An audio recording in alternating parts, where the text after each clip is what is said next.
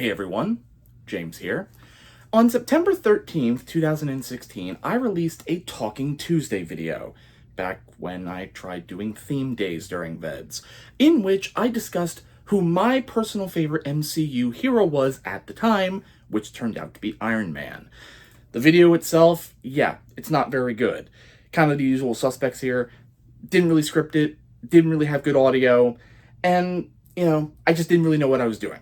But I was absolutely obsessed with the MCU at the time, having only binged all of the movies leading up to, I believe, Captain America Civil War, just like a few months before. So I wanted to share my thoughts on it anyway. But here we are, years later, and not only have, hopefully, the quality of things improved, but also Iron Man's arc came to a close, at least for now it seems, back in 2019 with Avengers Endgame. So I feel confident now more than then to bring this conversation back up and actually give my full thoughts on the matter. I feel like I can make a much stronger case now than I could before as to why Iron Man is not only my personal favorite Avenger, but is also, I think, the best Avenger, period, in the whole grand scheme of the MCU. And it all boils down to one major thing: his unmatched character development. Tony Stark has, in my view, the most growth of any of the characters from point A to point B. The character that you meet in 2008's Iron Man is not the same character we see at the end of Avengers Endgame. And I really can't say that for a lot of the other characters in the MCU. Cap, for example, stays relatively the same throughout all of his appearances in the movies. Whereas you look at Tony Stark, and you see a man who transforms from a narcissistic, womanizing weapons dealer, or as he himself would put it, genius, billionaire, playboy, philanthropist, into the guy willing to make the ultimate sacrifice play for the greater good of the universe. But how does he get there, and what challenges does he face along the way? Well, let's talk about it. So let's start by talking about 2008's Iron Man, and let's be real, Tony Stark doesn't make a great first impression, but that's good because that means the character has room for growth and change. And at this time, Stark kind of takes himself for granted. Yes, he is still a genius top-notch inventor. I mean, there's not really anyone in the world who can say they built an Iron Man suit in a cave with a box of scraps. But he's also arrogant and self-centered and kind of indifferent to everything happening around him. He kind of just does his thing. He sells his weapons to the government and then goes to party away and drink, thinking little of what his weapons are actually being used for, and in some cases, by whom. That is, of course, until the fateful day where he gets ambushed in Afghanistan. There we see Tony bunkered behind a rock, not really knowing what to do next, and had Yinsen not been able to save him, the very last thing he would have seen, the object that was about to kill him, would have been a missile that not only did he create, but his company manufactured. But as we all know, Yinsen is able to save him, which probably forces Stark for the first time in his entire life to really examine and accept the consequences of what his actions, and in some cases inactions, have had on the world around him. I mean, his captors literally welcome him in his cave as... He says, "Welcome, Tony Stark, the most famous mass murderer in the history of America." And so Stark is faced with a choice.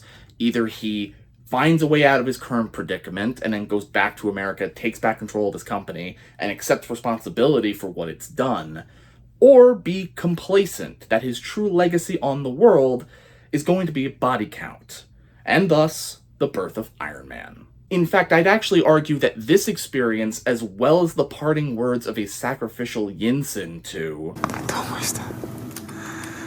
waste your life.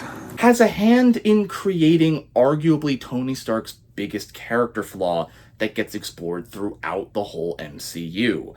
That being his need to be the ultimate protector of everyone, regardless of the cost it takes on him. Whether that's not telling Rhodey or Pepper about the core in the arc reactor slowly poisoning him in Iron Man 2, or in the 2011 Avengers movie, when he makes the ultimate sacrifice play by choosing to fly the nuke that the World Security Council sent to New York to deal with the Chitauri through Loki's wormhole in the sky.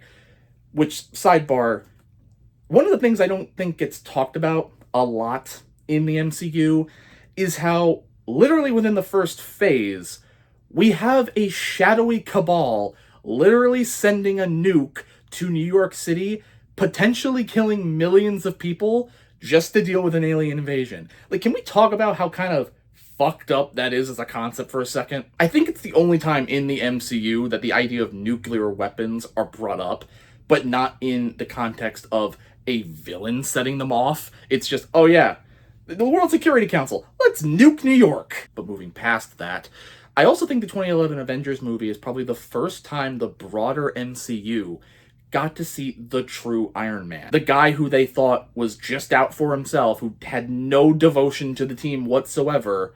Well, they were wrong about that. They got to see the true measure of the man behind the mask. But it's not all sunshine, rainbows, and lollipops, and yeah, this flaw in Tony's character is still that, a flaw. And it is responsible for a fair share of his missteps as a character as well. Take, for example, in Iron Man 3, where, following the Battle of New York, Tony is seen at probably one of his lowest points throughout the series, suffering from PTSD and panic attacks as a result of the battle.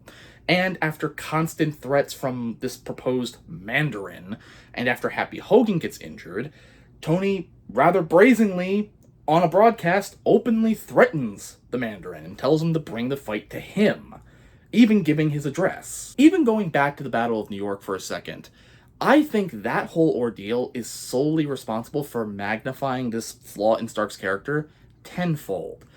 As Iron Man, Stark kind of felt like he was untouchable, that there was no threat that Iron Man couldn't handle.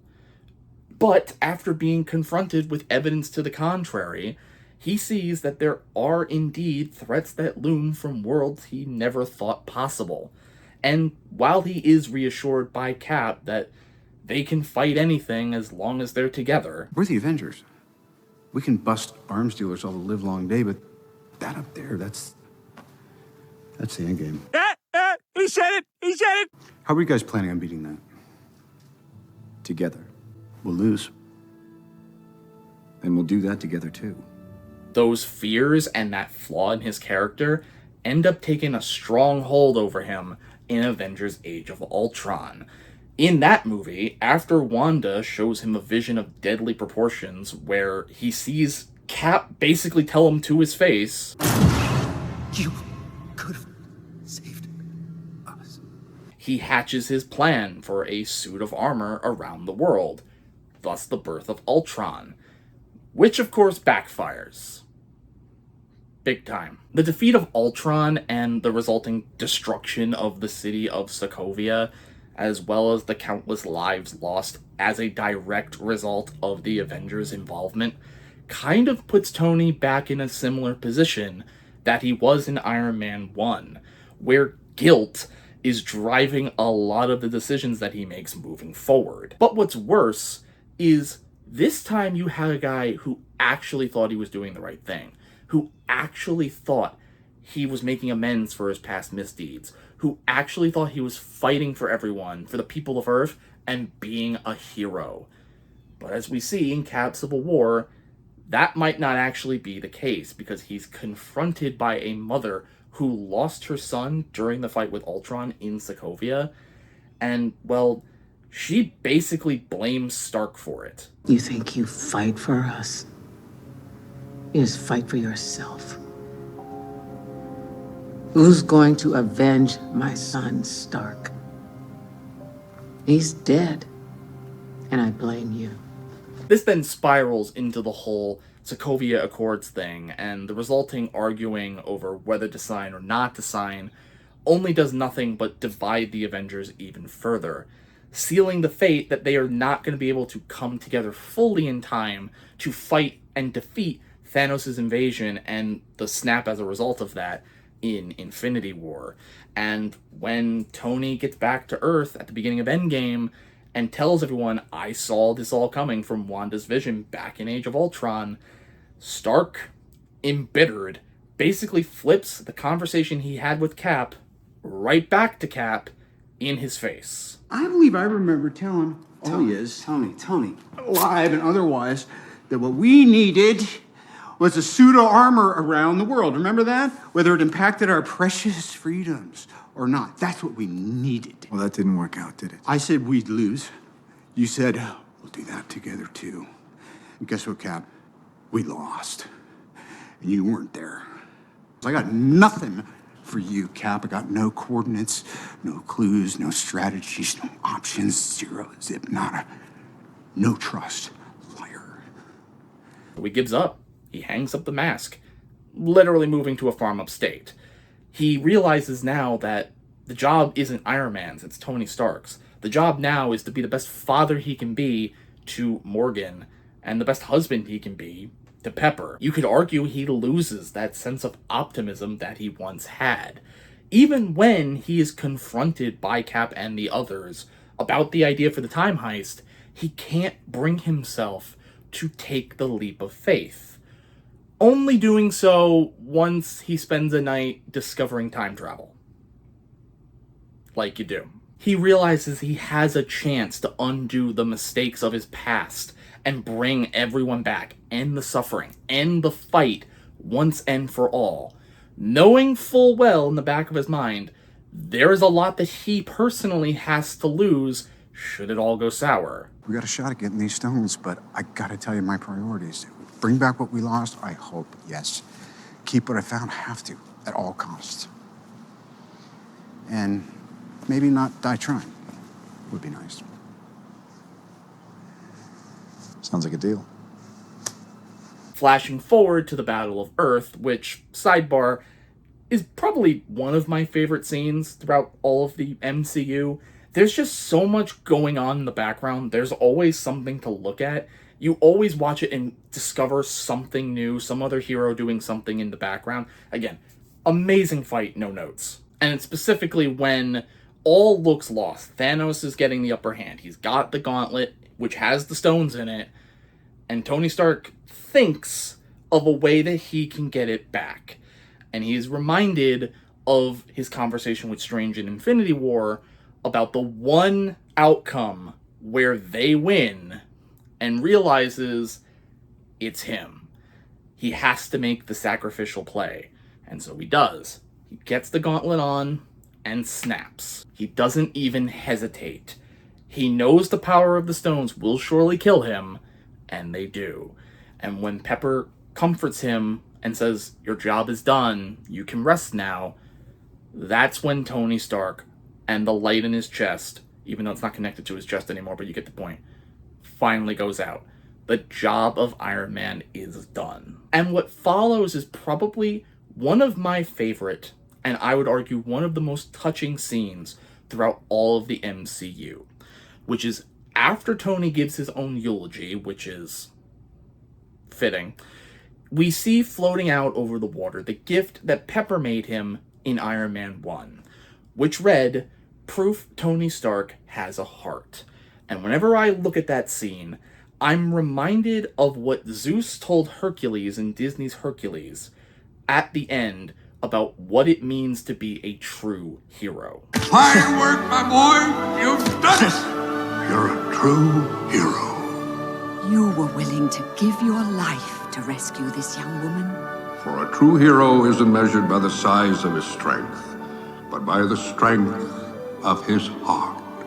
I can't personally think of any other MCU character, especially OG Avenger, who was openly challenged and confronted this consistently on what it means to be the hero you think you are. Steve Rogers may be a more consistently morally good character than Tony Stark, but it's those shades of gray, it's those flaws that I think make the character far more relatable, and I'd argue more importantly, far more human. And that's why I also have this little theory that is, by the way, no means original. I'm sure other people have thought of it, that sort of just sticks in the back of my mind now, which is, what if Tony Stark was the anchor being of what we know as the MCU? Anchor being a term coined in Deadpool and Wolverine. That is what happens when a universe loses their anchor being. See how it decays from the inside?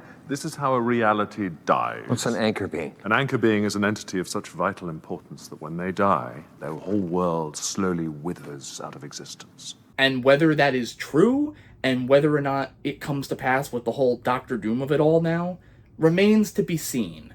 But for now at least, that is why Tony Stark, Iron Man, is my personal favorite Avenger, and I think one of the best MCU heroes, period. It's that character development. But for now, I pass the question off to you. If you have thoughts on anything I've talked about today in the comments section down below, let me know about it. Let's have a conversation about this. But until next time, guys, gals, and my fellow VEDS-ies, I will see you tomorrow.